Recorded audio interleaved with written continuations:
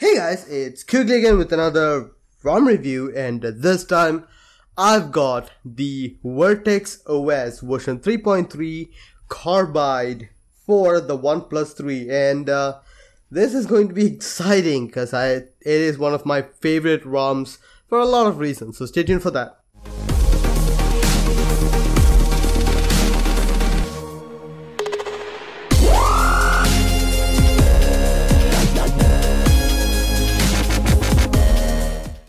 So guys, the Vertex ROM, it is an amazing ROM.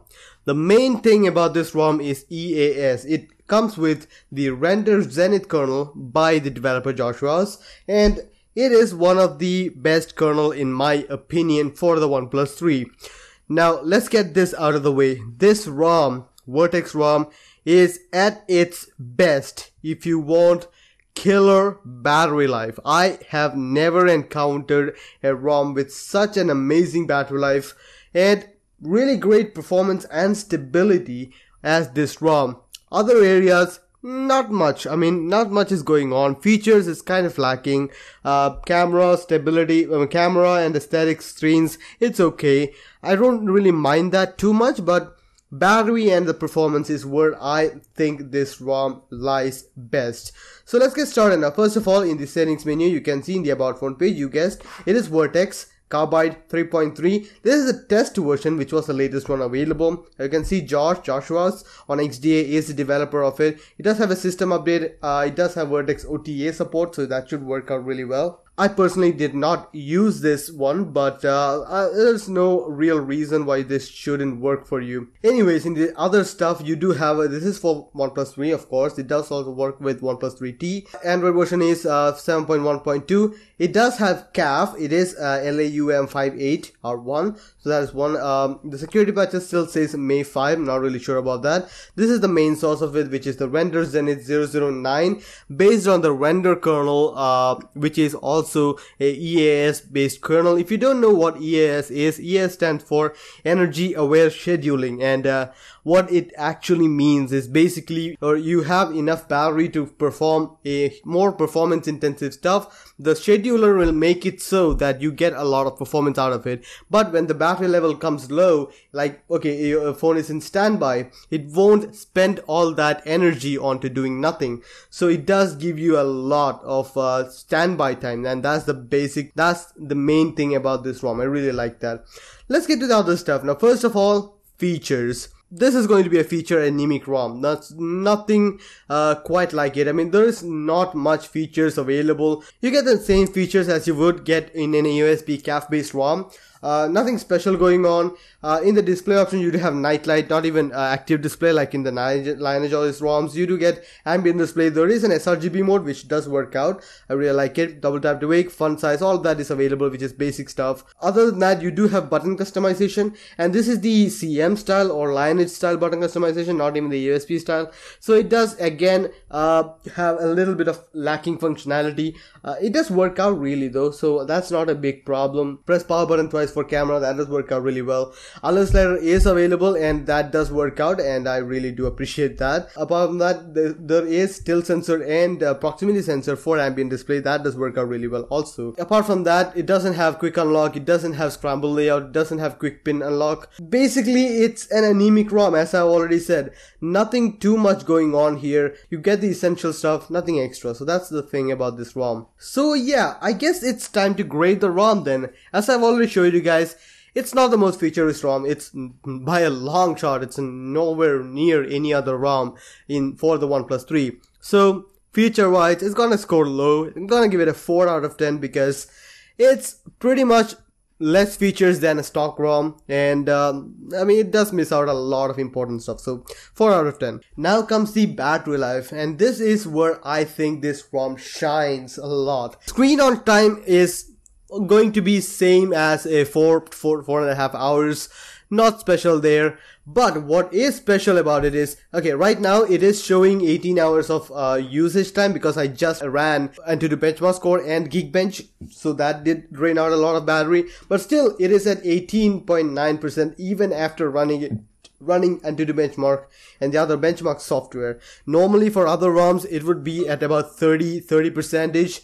Now it's about 18%, so that's not bad. Also idle right now it's showing at 2.07. Overnight idle is at barely over 1% per hour, and that is really cool. I've never seen that on any other ROM, let alone in a ROM which performs as much as this does. So I really appreciate that, and this is by far the best battery life which I've got with this phone. So I'm gonna give it an 8 out of 10 because this is the best as of now, because, well, I tested that. Now comes the performance of the ROM. Let me show you guys the Antutu benchmark score itself. That should say it for itself. I got about 146,000, and yeah, the first runs also got me about 148,000, 145,000. I mean, these are the average scores. 145,000 to 46,000 seems to be the average score for this. And yes, for the battery life to perform as it does, this kind of a performance is kind of shocking, but that is what EAS is all about. If you have battery, if you have the energy, you will get a really good performance out of it. And well, if the battery goes low or if you're not using the phone, it will still maintain a great stable idle. So that's the basic thing about EAS, and I really appreciate that. So the performance, I'm gonna give this one a 7 out of 10 because it does work out really well. I really like that. Now the stability of the ROM, as I've already said, this doesn't really have a lot of features to finger around with, so doesn't really have many things which could break it, and that seems to be true. There isn't a lot of issues with stability. I mean, I couldn't find any issues with stability, so that is the thing. For the most part, every application which I use work, including Truecaller, including Snapchat, all of that works really out. All of this works. I did not have any single issue with any of the applications which I have. Even calling, even messaging, all of that stuff does work out really well. I didn't really have any issues with that. So again, it's going to be a 7 out of 10 for stability. Now the camera. It comes with OxygenOS camera, so which is standard. I like it. I like OxygenOS camera. I never had an issue with it.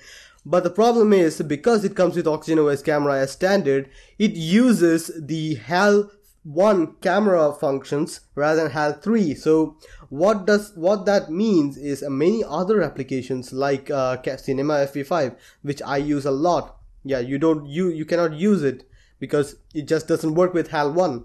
So there are issues with that. It doesn't come with the fancy HAL switcher, on the fly HAL switcher, which is available with other ROMs, but for the most part, it works good enough that you can use it. OxygenOS for the most part does work out with everything. It does have automatic HDR, auto HDR is working. It doesn't have RAW. I mean, the other version, the PAEX ROM is the only one with RAW support, so that's one thing. For the most part, it works. I'm gonna give it a 7 out of 10 for camera.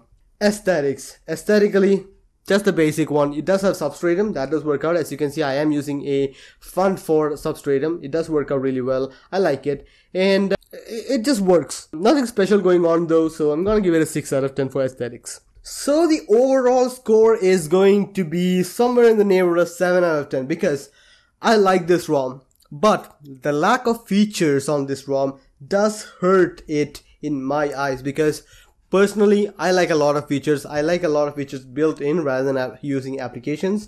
I mean, it doesn't even have status bar network activity symbol, which I use every day because I do get dodgy connections. It does have a VoLTE icon though, which is pretty cool. Then again, there are a lot of things which is not available with this ROM, so that does hurt it. But the battery life and performance does more than make up for it. So I'm gonna give it a 7 out of 10 for the overall score. So yeah, let me show you guys the boot animation, which is pretty cool.